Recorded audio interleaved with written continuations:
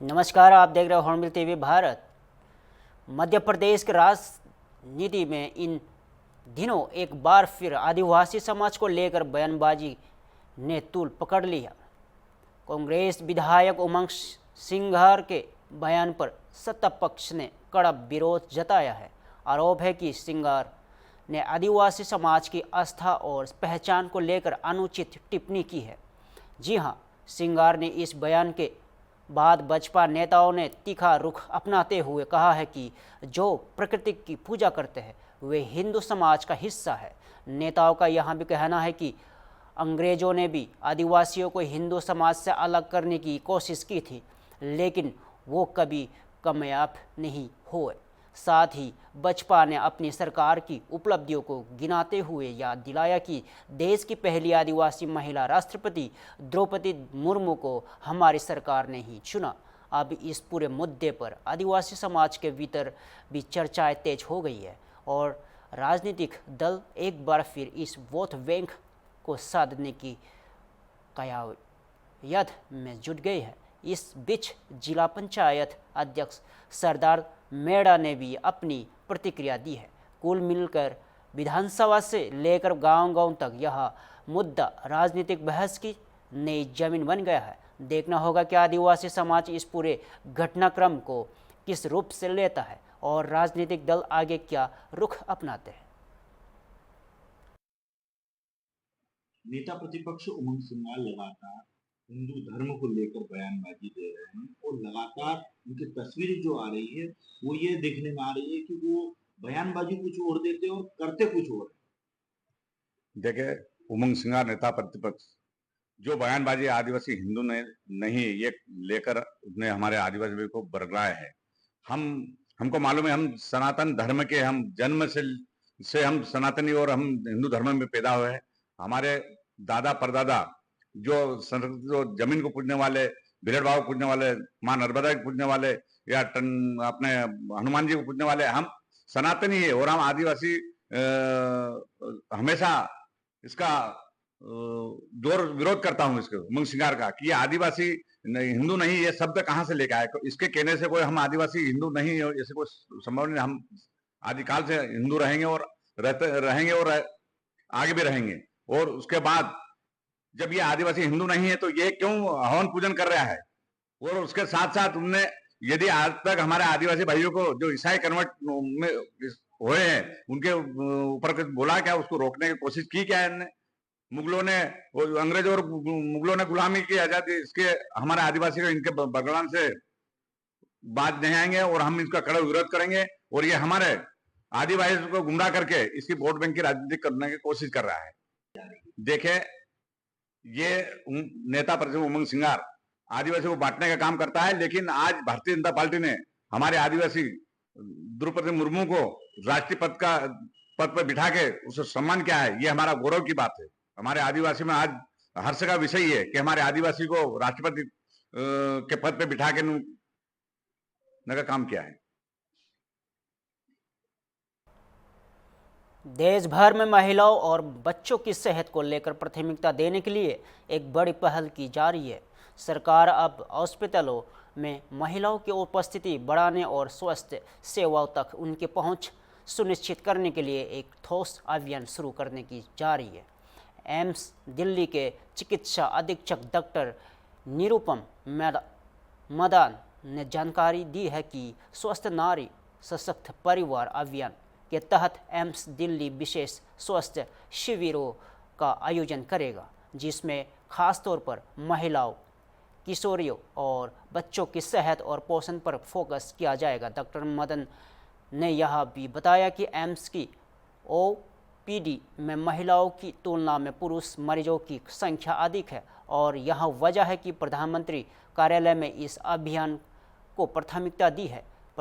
नरेंद्र मोदी 17 सितंबर को इस अभियान की औपचारिक शुरुआत करेंगे, जो कि 8वें पोषण माह के साथ जोड़ा गया है। यानी साफ है, स्वस्थ नारी की सशक्त परिवार और समाज की नींव है और अब सरकार इसे जमीनी स्तर तक पहुंचाने के लिए बड़े पैमाने पर काम करने जा रही है। आइए सुनते हैं इस अभियान को लेकर डॉक्टर निरुपम मदन ने क्या कहा। In a general OPD in our hospital, we have observed that the number of men as compared to women who attend the OPD is much more. So this is a concerted drive and a very timely one by the PMO to encourage female attendance into hospitals and to give them something fruitful. Now for this purpose at AIIMS, we have the main AIIMS and we have our outreach OPDs. So in 4 of our centers, the main AIIMS, the Trilokpuri Center, the Ballabgarh Community Health Center and Jhajjar, we are organizing camps. And in the camp in main AIIMS, for example, we have invited, it is open for all ladies to attend and children, all females and children to attend the camp, and we are offering a general health checkup, gynecological checkup, screening for cervical cancer, screening for breast cancer, how to do a self-screening for breast cancer. We're also providing them with ophthalmic checkups. There is going to be a blood donation drive on the 17th, and we're also going to enlist more blood donors. We're going to enlist more Nikshay Mitras, and we are also screening for tuberculosis and other communicable as well as non-communicable diseases. We will also be conducting laboratory tests as part of our general physical examination, and there is a special drive to screen for sickle cell anemia. These activities will be carried on throughout the fortnight, and they are just a walk-in for ladies from 9 a.m. to 2 p.m. In addition to this, we will have a special drive on all days. We have something special to offer. For example, we have a yoga session on one day. We have a happiness session rolled out for ladies on one day. Then on yet another day, actually the first day itself, we have the blood donation drive. We have sessions on premenstrual hygiene, health checkup. There is a huge element of health education in the camps. So in toto, we're actually offering a comprehensive palette of services, right from those that are offered at primary health care to those that are actually offered at tertiary. Delhi police की अपराध शाखा ने एक खतरनाक अपराधी को गिरफ्तार कर एक बड़ी कामयाबी हासिल की है। यह वही आरोपी है जो नेपाल की जेल से दांगों के दौरान फरार हो गया था और अब भारत नेपाल सीमा से पकड़ा गया है। गिरफ्तार आरोपी का नाम है अर्जुन कुमार उर्फ भोला, उम्र 21 वर्ष। भोला पर 8 साल पहले पूर्व दिल्ली में अपनी प्रेमिका की हत्या का आरोप है और वो नेपाल में भी इसी तरह की एक और हत्या के मामले में 25 साल की सज़ा काट रहा था। नेपाल में हाल ही में हुए दंगों के दौरान वह जेल से भाग निकला और रेक्सोल सीमा पार कर भारत में दाखिल हो गया। दिल्ली पुलिस की अपराध शाखा ने मुखबिरों की मदद से भोला को गिरफ्तार कर लिया गया। डीसीपी हर्ष इंदौरा ने गिरफ्तारी की पुष्टि करते हुए बताया कि आरोपी अत्यंत खतरनाक और सतीर है और इस गिरफ्तारी से संभावित खतरे को टल गया है। यानी नेपाल से लेकर दिल्ली तक खून के खेल में शामिल इस अपराधी का अब सफ़र फिर से जेल की सलाखों में पीछे जा पहुंचा है। दिल्ली पुलिस की ये कार्रवाई अपराधियों को साफ संदेश देती है कि कानून से बचना नामुमकिन है।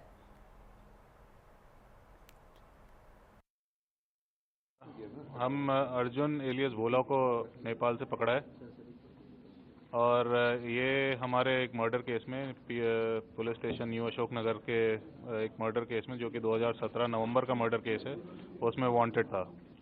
तो उस मर्डर में ये 8 साल से भागा हुआ था, ये कभी अप्रेंड नहीं हो पाया था और ये लगभग 6.5 साल से नेपाल में ही रह रहा था।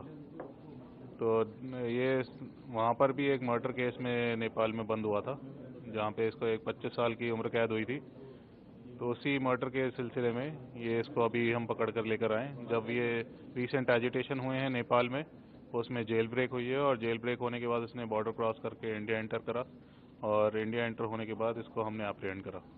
आपको ये कि वो नेपाल से यहाँ इन्फॉर्मेशन हमारा सोर्स के बेसिस पे थी। वो सोर्स हमारा जो लेकर आया हमारे पास इन्फॉर्मेशन कि ये नेपाल में रह भी रहा है, और जब इंसिडेंट होने के बाद ये जेल चला गया था उसकी इन्फॉर्मेशन भी हमें मिली थी। तो उसके बाद ये जब यहाँ पर आया तो उसकी इन्फॉर्मेशन जैसी हमें मिली, हमारी टीम एक्टिवेट हो गई और उसने उसको नेपाल बॉर्डर से, नेपाल बिहार बॉर्डर से, रक्सौल से उसको एप्रीहेंड कर लिया।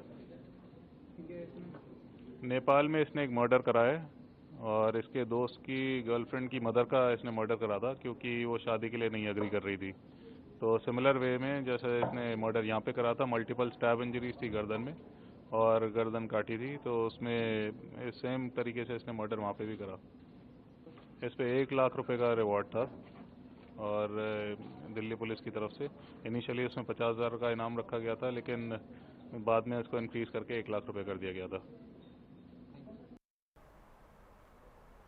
छत्तीसगढ़ के बहुचर्चित शराब घोटाले में एक और बड़ी कार्रवाई हुई है। प्रवर्तन निदेशालय ईडी ने पूर्व मुख्यमंत्री भूपेश बघेल के बेटे चैतन्य बघेल के खिलाफ मनी लॉन्ड्रिंग मामले में आरोप पत्र दाखिल कर दिया है। ईडी ने सोमवार को एक विशेष अदालत में यह अभियोजन शिकायत दाखिल की है। यह मामला तब तक का है जब भूपेश बघेल राज्य के मुख्यमंत्री थे। ईडी का आरोप है कि उस दौरान एक सिंडिकेट ने, जिसमें वरिष्ठ अधिकारी, राजनेता और आबकारी विभाग के अफसर शामिल थे, राज्य को 2 से 161 करोड़ रुपए का नुकसान पहुंचाया। इस घोटाले में अब तक पूर्व आबकारी मंत्री कवासी लखमा सहित कई बड़े अफसर गिरफ्तार हो चुके हैं। चैतन्य बघेल को इसी साल 18 जुलाई को गिरफ्तार किया गया था। ईडी का कहना है कि चैतन्य ने इस घोटाले में उत्पन्न 1000 करोड़ रुपए से अधिक की अपराध आय को संभाला और उस राशि का इस्तेमाल अपनी रियल एस्टेट परियोजनाओं में किया। यानी छत्तीसगढ़ में शराब घोटाले की परतें अब और गहराई तक जा रही है और मामले की जांच के दायरे में अब राजनीतिक परिवार भी शामिल हो चुके हैं। अब देखना होगा कि अदालत में ईडी के आरोपों पर क्या रुख अपनाया जाता है और चैतन्य बघेल को राहत मिलती है या नहीं।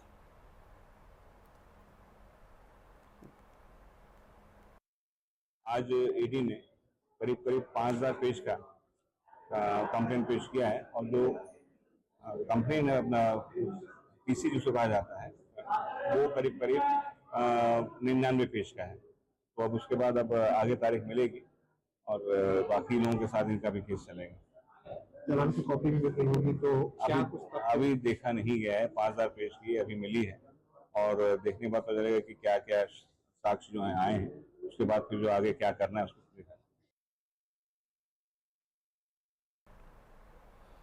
दिल्ली के धौला कुआं के पास हुए BMW एक्सीडेंट केस में अब कानूनी बयानबाजी तेज हो गई है। आरोपी की गिरफ्तारी के बाद अब उसके वकील ने FIR और पुलिस के बयानों में अंतर को लेकर सवाल खड़े किए हैं। दिल्ली पुलिस ने इस मामले में गगनप्रीत कौर को गिरफ्तार किया है, जो कथित रूप से हादसे के समय BMW चला रही थी। इस हादसे में एक व्यक्ति की मौत हो गई थी और उसकी पत्नी घायल हुई थी। अदालत ने आरोपी को 2 दिन की न्यायिक हिरासत में भेज दिया है। आरोपी के वकील विकास पहवा ने दावा किया है कि FIR में दर्ज तथ्य और DCP की प्रेस कॉन्फ्रेंस में कही गई बातें मेल नहीं खाती। FIR घटना के करीब 10 घंटे के बाद रात 11:30 बजे दर्ज की गई।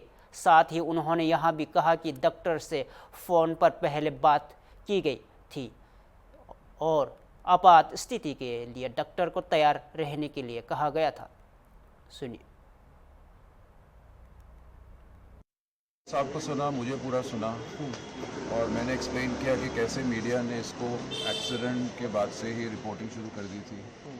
मीडिया ने बहुत सारे स्टेटमेंट्स रिकॉर्ड करे हैं, मतलब डिजिटली रिकॉर्ड करे हैं, जो न्यूज़ में आ रहे हैं, NDTV में आ रहे हैं, टाइम्स नाउ में आ रहा है। और एक DCP साहब ने खुद प्रेस कॉन्फ्रेंस की, उन्होंने सारे फैक्ट्स बताए।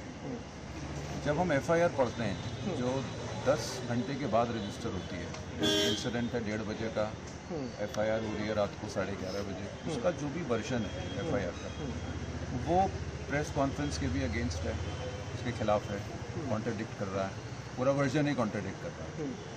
और जो एक शख्स है जिसने गाड़ी में बिठा के हॉस्पिटल में लेके गया, उसके भी बयान अगर आप देखेंगे तो मीडिया में बहुत सारे आए हुए हैं, वो भी कुछ और कहानी बताते हैं। सो कहीं ना कहीं ये लग रहा है एफआईआर पढ़ के कि एफआईआर का वर्जन जो है वो सही नहीं है, इनकरेक्ट है। इसका कारण क्या है हम इस स्टेज पे आपको नहीं बता सकते हैं। देखिए, बड़ा अनफॉर्चुनेट इंसिडेंट है, एक शख्स की डेथ हुई है, we all are very sorry for that.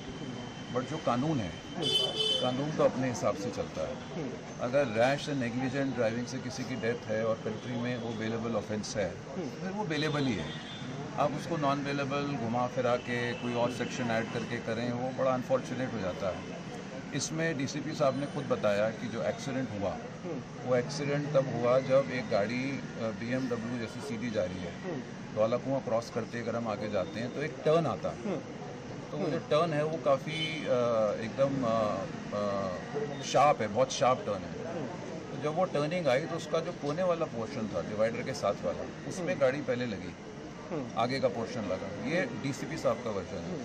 जब आगे उसकी गाड़ी लगी तो गाड़ी टर्न हुई, गाड़ी टर्न हुई तो लेफ्ट साइड में जो था ये 2 व्हीलर एक जा रहे थे, दोनों 2 व्हीलर के साथ में DTC बस थी। सो गाड़ी कभी भी BMW गाड़ी कभी भी फ्रंट से 2 व्हीलर के साथ नहीं टकराई। ये CCTV की रिकॉर्डिंग है जो आज ये अभी लेके भी नहीं आया, रिमांड के टाइम उसको प्रोड्यूस भी नहीं किया। तो वो साइड में लगी, पीछे से 2 व्हीलर से लगी, 2 व्हीलर स्लिप होकर बस की तरफ गया और बस के साथ टकरा गया। वही इस मामले में मृतक के वकील ईशान दीवान ने कहा है कि पुलिस ने अदालत से पुलिस हिरासत की मांग नहीं की, सिर्फ न्यायिक हिरासत मांगी, जो कोर्ट ने 2 दिन के लिए मंजूर की है। ईशान दीवान ने यहाँ भी कहा कि सबसे अहम बात यह है कि ऐसी घटनाओं की पुनरावृत्ति न हो। तो एक और आरोपी पक्ष एफआईआर और बयानबाजी में विरोधाभास का दावा कर रहा है, वही पीड़ित पक्ष न्याय और सख्त सजा की मांग कर रहा है। अदालत अब इस मामले में आगे क्या फैसला सुनाती है, इस पर पूरे देश की नज़र टिकी है। मौजूद थे। Basically we wanted to ensure कि जो करेक्ट फैक्ट्स हैं वो कोर्ट के सामने लाए जाएं। हुआ क्या है पहले वो बता देता हूँ। पुलिस ने जुडिशल कस्टडी की डिमांड की थी, पुलिस कस्टडी की डिमांड नहीं की थी नोटेबली। जुडिशल कस्टडी कोर्ट ने, ऑनरेबल कोर्ट ने 2 दिन की ग्रांट की है। एक्यूज्ड के जो वकील साहब हैं उन्होंने बेल एप्लीकेशन भी मूव किया है आज, और उसमें हमें जवाब का टाइम दिया, स्टेट को जवाब का टाइम दिया, 2 दिन बाद वो भी रखा है, परसों रखा है। उसके अलावा अंदर क्या हुआ वो मेरे लिए प्रॉपर नहीं है ज़्यादा बोलना, सबमिशंस क्या हैं क्या नहीं है। जो अनकॉन्ट्रोवर्टेड फैक्ट्स हैं वो सबके सामने हैं। एक्सीडेंट कहाँ हुआ, एक्सीडेंट होते ही उस टाइम पे डिसीजन ले लेना कि कहाँ लेके जाना है कहाँ नहीं लेके जाना, वो अनकॉन्ट्रोवर्टेड फैक्ट है। उसके कॉन्सिक्वेंसेस क्या थे वो काम लगाना पता पुलिस और मेडिकल फ्रेटर्निटी का काम है। अगर 5 मिनट दूर मेडिकल केयर मिल जाए इमीडिएट, और 1 घंटा 1.5 घंटा 50 मिनट 52 मिनट मुझे नहीं पता, उतनी देर बाद मेडिकल अर्जेंट केयर मिले उससे क्या होगा, वो सब आगे नोट किया जाएगा, देखा जाएगा, उसके अकॉर्डिंग मामला आगे बढ़ेगा। अभी के लिए इम्पॉर्टेंट ये है, एटलीस्ट मेरे पर्सपेक्टिव से, कि जितना अनफॉर्चुनेट जो मेरे क्लाइंट के फैमिली में हो चुका है, उससे ज़्यादा कुछ अनफॉर्चुनेट ना हो। तो वी आर वेरी होपफुल। हम ठीक फैक्ट्स पूरे जो हैं कोर्ट के सामने रखेंगे। पुलिस अपना काम करेगी, कोर्ट तो अपना काम करेगा ही करेगा, हम अपना काम करेंगे। उससे ज़्यादा मैं अभी कहना ठीक समझता नहीं हूँ।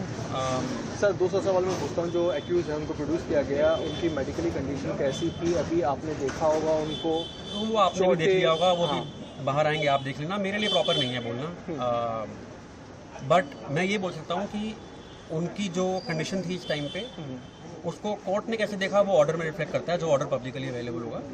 उनको जुडिशियल कस्टडी में ही भेजा गया है, जो पुलिस ने मांग की थी स्टेट ने। किसी तरह की कोई रियायत नहीं दिखाई गई है। वो ऑफ कोर्स ऑनरेबल कोर्ट ने उनकी फिजिकल कंडीशन, केस के फैक्ट सब देखने के बाद ही किया है, तो वो अपने आप में इनफ दिखाता है कि क्या कंडीशन थी। इनफैक्ट उससे ज़्यादा मैं एक बार दोबारा रिपीट करूँगा कि एक्सीडेंट, ये जो घटना है, ये घटना सिर्फ एक एक्सीडेंट होना नहीं था, पर उसके बाद ये घटना 2 मिनट का एक्सीडेंट नहीं है, ये 1.5-2 घंटे की एक गाथा है। It's like an episode of couple of hours. तो वो जो फिजिकल और मेंटल कंडीशन उस टाइम पे ही एक दिख जाती है। ये डिसीजन ले लेना on the spot of a moment कि 1 मिनट दूर बेस हॉस्पिटल है, 10 मिनट दूर एम्स है, वहाँ नहीं जाएंगे, कहाँ जाएंगे, क्यों जाएंगे, वो अपने आप में condition physical mental decision making condition दिखाता है। और वो हम पूरी कोशिश करेंगे कि वो अच्छे तरीके से कोर्ट के सामने आए, ऑनरेबल कोर्ट के सामने आए। सर, इस एफआईआर में आप लोगों को शायद मिली होगी, आपने देखी होगी, तो क्या कौन से सेक्शंस इन्वॉक किए गए हैं अगेंस्ट द एक्यूज? वो सेक्शन 304।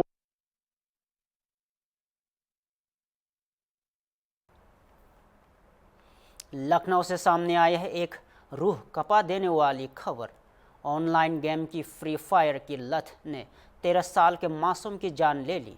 बच्चे ने अपने पिता के बैंक अकाउंट से 14 लाख रुपए खर्च कर डाले और जब गेम में सब कुछ हार गया तो डर और तनाव में फांसी लगा ली। ये दर्दनाक घटना लखनऊ के मोहन लालगंज क्षेत्र के धनुषाड़ गांव की है। छात्र का नाम यश था, उम्र सिर्फ 13 साल। पुलिस के मुताबिक यश फ्री फायर गेम का आदी था। उसने पिता के बैंक खाते से लगातार लाखों रुपए ट्रांसफ़र कर दिए और जब पूरा पैसा हार गया तो वो घबरा गया। जब बैंक खाते से पैसे गायब होने के बाद परिजनों को पता चली, तब जाकर यह सच सामने आया कि उनका बच्चा खेल खेल में सब कुछ हार कर खुद को भी खो बैठा। ये घटना सिर्फ एक खबर नहीं है, ये चेतावनी है हर माता पिता के लिए। बच्चे के मोबाइल पर क्या चल रहा है, इस पर निगरानी अब जरूरी नहीं, जिम्मेदारी बन गई है, वरना अगली खबर किसी और घर से आ सकती है।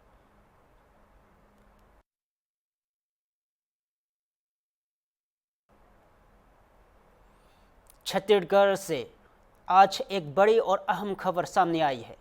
गरियाबंद में 8 लाख की इनामी महिला नक्सली झांसी ने अपने आत्मसमर्पण कर दिया है। गरियाबंद के एसपी निखिल रखेचा के अनुसार झांसी पिछले करीब 20 वर्षों से नक्सली संगठन में सक्रिय थी। वह 2005 से नक्सल आंदोलन से जुड़ी थी और विभिन्न क्षेत्रों में काम कर रही थी। इस आत्मसमर्पण में सुकमा पुलिस का विशेष योगदान रहा। झांसी पर राज्य सरकार ने 8 लाख रुपए का इनाम घोषित कर रखा था।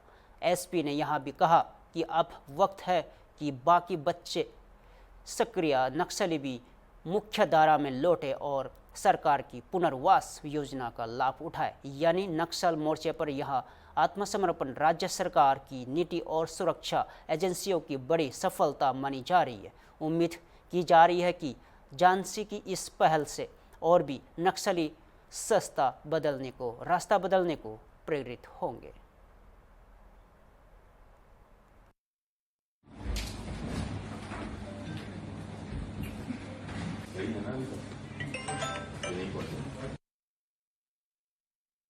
आज एक 8 लाख इनामी जिसका नाम झांसी है, जिसके द्वारा आत्मसमर्पण किया गया है। ये वर्तमान में गोबरा एरिया कमेटी के सचिव के रूप में कार्यरत थी। 2005 में इस नक्सल संगठन में भर्ती हुई थी और पिछले 20 साल से अलग अलग क्षेत्र में ये कार्यरत थी। 2008 में गरियाबंद क्षेत्र में ये सक्रिय नक्सली के रूप में यहाँ पर आई थी और तब से 2025 तक विभिन्न घटनाओं में शामिल रही है और इस पर 8 लाख का इनाम शासन द्वारा घोषित था। इस आत्मसमर्पण में सुकमा पुलिस का विशेष सहयोग रहा है। इसमें कुल अलग अलग जो मुठभेड़ है उसमें 28 नक्सली मारे गए हैं और 27 नक्सली विभिन्न जिलों में जाकर आत्मसमर्पण किए गए, जो धमतरी गरियाबंद नुआपाड़ा क्षेत्र में जो नक्सलियों का डिवीजन है उसमें कार्यरत है। तो अन्य सक्रिय नक्सली जो इस क्षेत्र में बचे हुए हैं उनको यही एक अपील रहेगा आपके माध्यम से कि सरकार की नक्सल आत्मसमर्पण और पुनर्वास नीति का लाभ उठाए और इनके जो पुराने साथी है उनकी खुशहाल जिंदगी देखिए, किस तरह वह नक्सल संगठन छोड़कर समाज की मुख्य धारा में आने के बाद किस तरह की जिंदगी जी रहे हैं, उसको देखकर वो भी इस खोखली विचारधारा को छोड़े और समाज की मुख्य धारा में लौट आए। फिलहाल के लिए इतना ही। देश और प्रदेश से जुड़े हर खबरों के लिए देखते रहिए हॉर्नबिल टीवी भारत।